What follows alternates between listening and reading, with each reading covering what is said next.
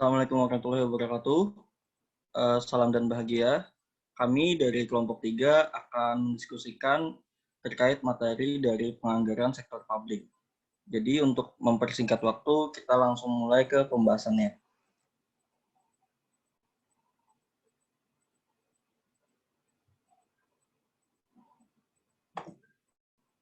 Di sini yang pertama yaitu konsep anggaran sektor publik. Anggaran sendiri merupakan estimasi kinerja yang hendak dicapai selama periode waktu tertentu. Sedangkan untuk penganggaran adalah persiapan proses dari mempersiapkan anggaran. Kemudian, penganggaran sektor publik terkait dengan proses penentuan jumlah alokasi dana untuk program dan aktivitas. Di sini untuk tahap penganggaran menjadi sangat penting, dikarenakan anggaran yang tidak efektif dan tidak berorientasi pada kinerja akan dapat menggagalkan perencanaan yang sudah disusun. Untuk aspek-aspek yang harus tercakup dalam anggaran sektor publik ada 3. Yang pertama, aspek perencanaan. Yang kedua, aspek pengendalian. Dan yang terakhir, yang ketiga, yaitu aspek akuntabilitas publik. Selanjutnya, pengertian anggaran sektor publik. Di sini, anggaran publik adalah rencana kegiatan yang dipresentasikan dalam bentuk rencana perolehan pendapatan dan belanja dalam satuan moneter. Nah, untuk secara singkatnya dan dapat dinyatakan bahwa anggaran publik merupakan suatu rencana finansial yang menyatakan yang pertama, beberapa biaya atas rencana-rencana yang dibuat. Yang kedua, berapa banyak dan bagaimana cara memperoleh uang untuk mendanai rencana tersebut. Oke, untuk selanjutnya akan disampaikan Mbak Leni. Selanjutnya mengenai pentingnya anggaran sektor publik. Anggaran sektor publik dibuat untuk membantu menentukan tingkat kebutuhan masyarakat. Tingkat kesejahteraan masyarakat dipengaruhi oleh keputusan yang diambil oleh pemerintah melalui anggaran yang dibuat. Jadi, dalam sebuah negara demokrasi, pemerintah mewakili kepentingan rakyat. Uang atau dana yang dimiliki pemerintah adalah uang rakyat dan anggaran menunjukkan rencana pemerintah untuk membelanjakan uang rakyat tersebut. Anggaran merupakan keberadaan sebuah negara dan merupakan arahan di masa yang akan datang. Anggaran dan kebijakan fiskal pemerintah. Apa sih pengertian dari kebijakan fiskal? Kebijakan fiskal itu yaitu suatu usaha yang dilakukan pemerintah untuk mempengaruhi keadaan ekonomi melalui sistem pengeluaran atau sistem perpajakan untuk mencapai suatu tujuan. Sedangkan alat yang dapat digunakan untuk menentukan kebijakan fiskal yang utama yaitu anggaran. Anggaran sendiri merupakan alat ekonomi terpenting yang dimiliki pemerintah untuk mengarahkan perkembangan sosial dan ekonomi, menjamin kesinambungan, dan meningkatkan kualitas hidup masyarakat. Next.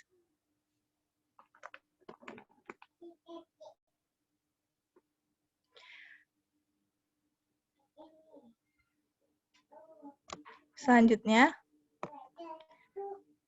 kelewat Mas. Kelewat. Anggaran dan kebijakan fiskal pemerintah itu harus memenuhi 2 kriteria. Yang pertama, merefleksikan perubahan prioritas kebutuhan dan keinginan masyarakat. Yang kedua, menentukan penerimaan dan pengeluaran unit-unit pemerintah, baik pusat maupun daerah. Aliran uang terkait dengan aktivitas pemerintah mempengaruhi harga lapangan kerja, distribusi pendapatan, pertumbuhan ekonomi, serta beban pajak yang harus dibayar atas pelayanan yang diberikan pemerintah. Keputusan anggaran harus mampu merefleksikan prioritas pemerintah, pusat maupun daerah. Next. Kemudian, anggaran sektor publik penting karena beberapa alasan. Yang pertama, anggaran merupakan alat bagi pemerintah untuk mengarahkan pembangunan sosial, ekonomi, menjamin kesinambungan, dan meningkatkan kualitas hidup masyarakat. Anggaran diperlukan karena adanya kebutuhan dan keinginan masyarakat yang tak terbatas dan terus berkembang. Sedangkan sumber daya yang ada itu terbatas. Anggaran diperlukan karena adanya masalah keterbatasan sumber daya, pilihan, dan trade-off. Anggaran diperlukan untuk meyakinkan bahwa pemerintah telah bertanggung jawab terhadap rakyat. Dalam hal ini, anggaran publik merupakan instrumen pelaksanaan akuntabilitas publik oleh lembaga publik yang ada. Selanjutnya akan disampaikan oleh teman saya.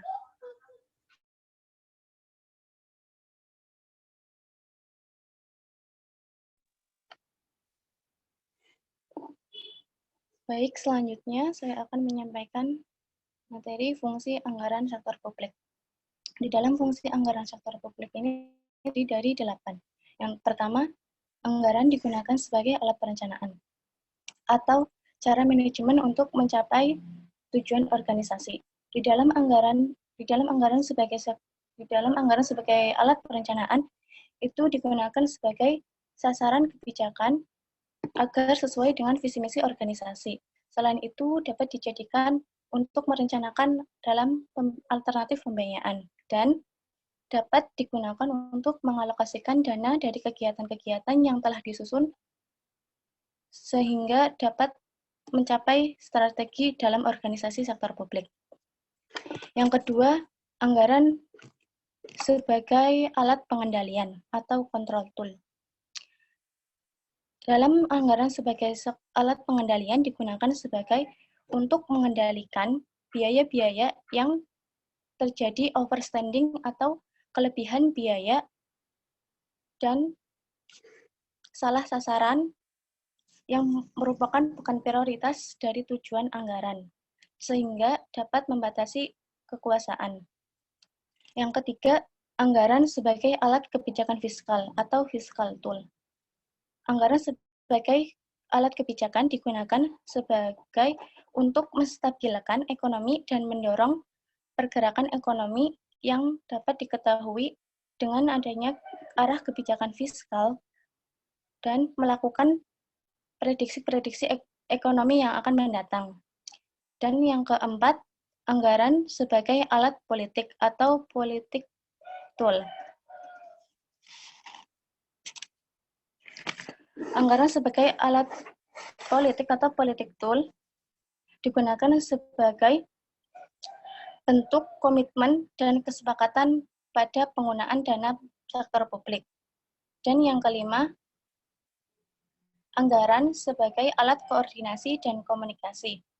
Anggaran sebagai alat koordinasi dan komunikasi di sini digunakan sebagai ruang komunikasi bagi setiap instansi organisasi sehingga dapat membatasi adanya miskomunikasi antar organisasi lain. Dan yang ke-6 yaitu anggaran sebagai alat motivasi. Anggaran sebagai alat motivasi digunakan sebagai untuk memotivasi para staf dan pegawainya sehingga apabila anggaran yang besar akan memotivasi para pegawainya untuk mencapai tujuan dan target organisasi. Dan yang terakhir, anggaran digunakan sebagai alat untuk menciptakan ruang publik. Anggaran digunakan sebagai alat untuk menciptakan ruang publik. Tujuannya adalah untuk memenuhi kelompok masyarakat seperti LSM, organisasi, sebagai alat untuk yang kurang terorganisasi dalam mempercayakan aspirasinya sehingga dapat menciptakan ruang publik. Next.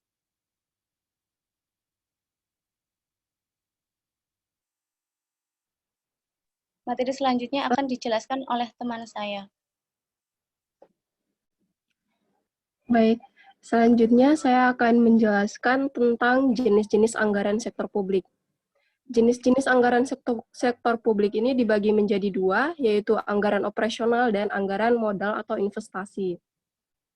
Yang pertama, anggaran operasional.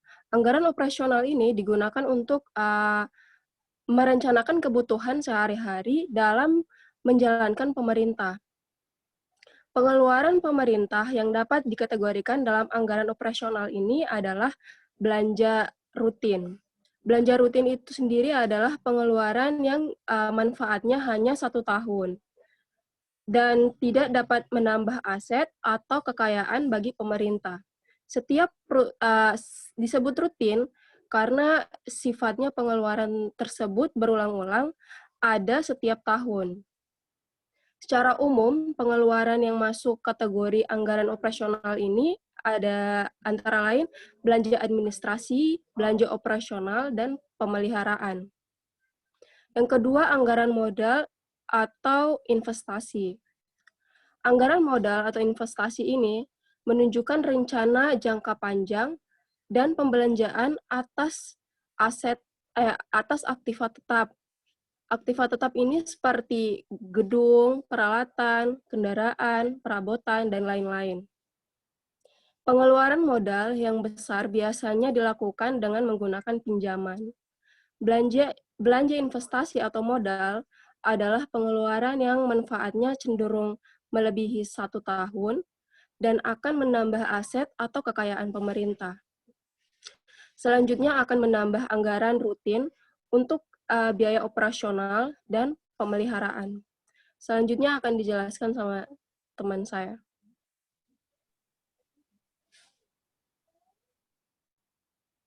Selanjutnya adalah prinsip-prinsip anggaran sektor publik.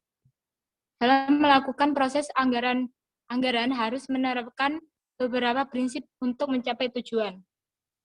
Yang pertama ada prinsip otorisasi oleh legislatif. Maksudnya di sini adalah anggaran publik harus mendapatkan otorisasi dari legislatif sebelum eksekutif dapat membelanjakan anggaran tersebut. Jadi otorisasi ini bertujuan supaya eksekutif tidak seenaknya dapat membelanjakan ke dana publik sehingga anggaran dapat dialokasikan dengan baik. Prinsip yang kedua ada komprehensif. Anggaran harus menunjukkan semua penerimaan dan pengeluaran pemerintah. Oleh karena itu, adanya dana non-budgeter pada dasarnya menyalahi prinsip anggaran yang bersifat komprehensif. Komprehensif ini bertujuan mengungkapkan sumber dana dan tujuan alokasi dana yang jelas. Jangan sampai ada sumber dana maupun alokasi yang bersifat fiktif. Prinsip yang ketiga ada keuntungan anggaran. Semua penerimaan dan belanja pemerintah harus terhimpun dalam dana umum. Maksudnya, misalnya di anggaran pemerintah, keuntungannya mengurangi kemiskinan, mengurangi tingkat pengangguran. Prinsip yang keempat ada non-discretionary operation. Jumlah yang disetujui oleh Dewan Legislatif harus termanfaatkan secara ekonomis, efisien, dan efektif. Prinsip yang kelima ada periodik. Maksudnya di sini adalah anggaran merupakan suatu proses yang periodik, dapat bersifat tahunan maupun multitahunan. Sehingga organisasi publik dapat mengevaluasi tingkat keberhasilan pelaksanaan anggaran dari tahun ke tahun. Prinsip yang ketujuh ada akurat. Estimasi anggaran hendaknya tidak memasukkan cadangan yang tersembunyi yang dapat dijadikan sebagai kantong-kantong pemborosan dan efisiensi anggaran, serta dapat mengakibatkan munculnya underestimate pendapatan dan overestimate pengeluaran. Selanjutnya ada prinsip jelas. Anggaran hendaknya sederhana, dapat dipahami masyarakat, dan tidak membingungkan. Prinsip yang terakhir adalah diketahui publik. Anggaran harus diinformasikan kepada masyarakat luas. Selanjutnya akan disampaikan oleh teman saya.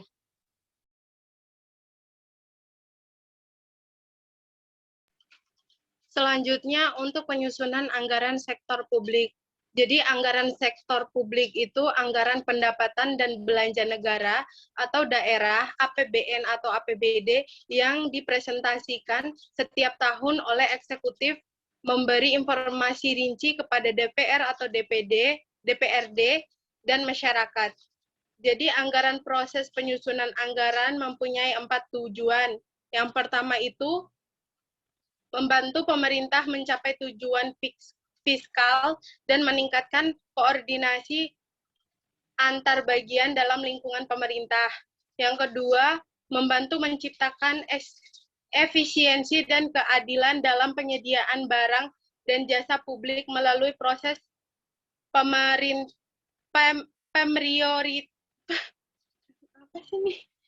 pemerintah. Yang ketiga, memungkinkan bagi pemerintah untuk memenuhi prioritas belanja. Yang keempat, meningkatkan transparansi dan pertanggungjawaban pemerintah kepada DPR atau DPRD dan masyarakat luas. Untuk faktor dominan yang terdapat dalam proses penganggaran dana adalah yang pertama, ada tujuan dan target yang hendak dicapai. Yang kedua, ketersediaan sumber daya, faktor-faktor produksi yang dimiliki pemerintah. Yang ketiga, waktu yang dibutuhkan untuk mencapai tujuan dan target. Yang keempat, faktor-faktor lain yang mempengaruhi anggaran seperti munculnya peraturan pemerintah yang baru, fluktuasi pasar, perubahan sosial dan politik, serta bencana alam dan sebagainya. Selanjutnya akan dijelaskan oleh partner saya. Selanjutnya, prinsip-prinsip pokok dalam siklus anggaran. Perlu diketahui arti penting dan keterlibatan pemerintah, termasuk pemerintah daerah dalam proses penganggaran. Richard Musgrave, seperti yang dikutip COE tahun 1989, mengidentifikasi 3 pertimbangan ekonomi mengapa pemerintah perlu terlibat dalam bisnis pengadaan barang dan jasa bagi masyarakat. Ketiga pertimbangan tersebut meliputi stabilitas ekonomi, redistribusi pendapatan, dan alokasi sumber daya. Keterkaitan 3 hal tersebut dikarenakan pada umumnya sektor swasta hanya menyediakan market good, sedangkan sektor pemerintah pada umumnya berkewajiban menyediakan pure public goods dan partial public goods. Pertimbangan pertama dan kedua umumnya hanya dapat dilakukan pemerintah pusat, sedangkan pertimbangan ketiga dapat dilakukan oleh pemerintah daerah. Atas 3 pertimbangan itu, anggaran diperlukan untuk perencanaan dan pengendalian atas penerimaan dan pengeluaran dana dalam rangka pencapaian tujuan akhir pemerintah. Selanjutnya, siklus anggaran meliputi 4 tahap, yaitu tahap persiapan anggaran. Pada tahap persiapan anggaran, dilakukan taksiran pengeluaran atas dasar taksiran pendapatan yang tersedia terkait dengan masalah tersebut. Yang perlu diperhatikan adalah sebelum menyetujui taksiran pengeluaran, hendaknya dilakukan penaksiran pendapatan secara lebih akurat. Yang kedua, tahap ratifikasi. Tahap ini merupakan tahap yang melibatkan proses politik yang cukup rumit dan cukup berat. Pimpinan eksekutif dituntut tidak hanya memiliki managerial skill, namun juga harus mempunyai kemampuan, antara lain political skill dan coalition building, yang memandai integritas dan kesiapan mental yang tinggi. Dari eksekutif sangat penting dalam tahap ini. Yang ketiga, tahap implementasi. Dalam tahap pelaksanaan anggaran, hal penting yang harus diperhatikan oleh manajer keuangan publik adalah dimilikinya sistem informasi akuntansi dan sistem pengendalian manajemen. Yang keempat, tahap pelaporan dan evaluasi. Tahap pelaporan dan evaluasi terkait dengan aspek akuntabilitas jika tahap implementasi telah didukung dengan sistem akuntansi dan sistem pengendalian manajemen yang baik. Selanjutnya akan dijelaskan oleh rekan saya. Selanjutnya mengenai kasus yang berhubungan dengan materi kelompok kami, mohon disimak video berikut ini.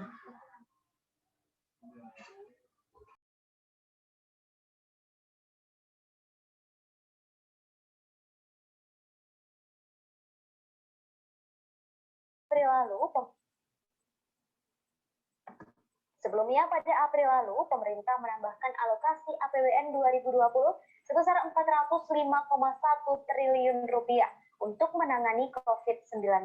Dalam Perpres hasil revisi, biaya penanganan pandemi COVID-19 mencapai 677,2 triliun rupiah. Hal tersebut disampaikan oleh Menteri Keuangan Sri Mulyani setelah rapat terbatas bersama Jokowi pada Rabu 3 Juni 2020. Total anggaran COVID-19 tersebut terdiri dari bidang kesehatan sebesar 87,55 triliun rupiah. Dana tersebut nantinya akan digunakan untuk belanja penanganan COVID-19, tenaga kesehatan, santunan kematian, bantuan iuran untuk jaminan kesehatan nasional.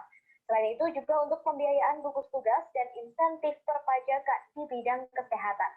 Kemudian untuk perlindungan sosial yang menyangkut program PKH, sembako, bansos untuk Jabodetabek, bansos non-Jabodetabek, dan kartu prakerja.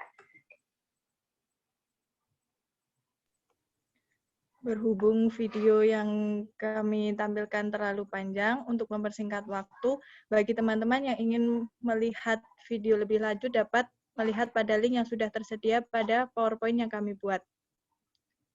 Next.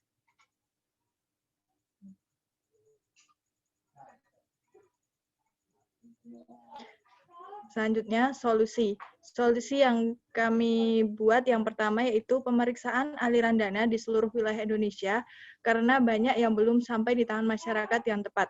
Maksudnya, kan ada banyak bantuan dari pemerintah yang dialokasikan karena adanya pandemi COVID-19. Tapi ada banyak bantuan tersebut itu yang belum sampai di tangan masyarakat yang tepat karena dalam satu keluarga itu biasanya ada mendapat double bantuan. Kemudian yang kedua, pemfokusan pengalokasian dana bantuan karena terlalu banyak jenis bantuan yang direncanakan pemerintah, sedangkan dalam realisasi di pemerintah daerah terkadang masih banyak kecurangan seperti dalam satu keluarga mendapat lebih dari satu jenis bantuan karena sesuai dengan prinsip utama anggaran sektor publik, terutama dari pemerintah, yaitu untuk membantu masyarakat memperoleh kehidupan yang layak. Jadi hampir sama dengan yang solusi nomor pertama, yaitu anggaran dari pemerintah itu difokuskan untuk bantuan rakyat itu tuh yang paling utama yang mana, dan disurvei secara langsung dari pemerintah daerah apakah masyarakat itu benar-benar layak mendapatkan bantuan tersebut. Sekian presentasi dari kelompok kami. Kurang lebihnya kami mohon maaf. Bila ada pertanyaan maupun tanggapan dari teman-teman bisa disampaikan melalui grup WA. Terima kasih. Salam.